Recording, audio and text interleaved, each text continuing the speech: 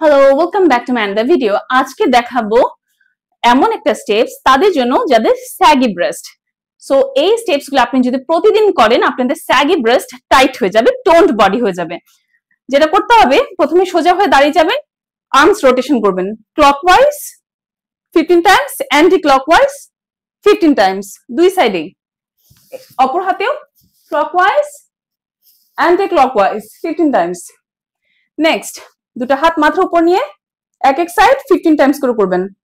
1 2 3 4, এটা 15 Times 15 Times.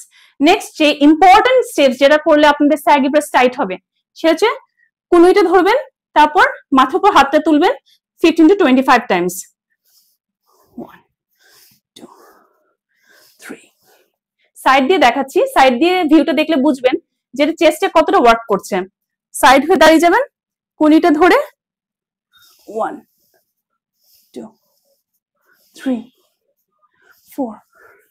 এই স্টেপসটাকে অবশ্যই 25 বার করার চেষ্টা করবেন। যত আপনি এফোর্ট দিবেন তত রেজাল্ট ভালো পাবেন।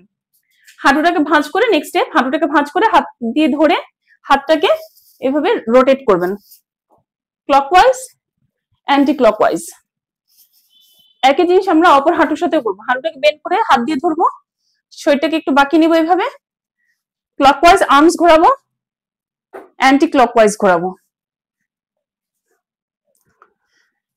এগুলো হচ্ছে স্যাগি ব্রেস্টের জন্য। আপনি করে দেখেন, একটা ভিজিবল চেঞ্জ দেখতে পারবেন 1 মাসের মধ্যে।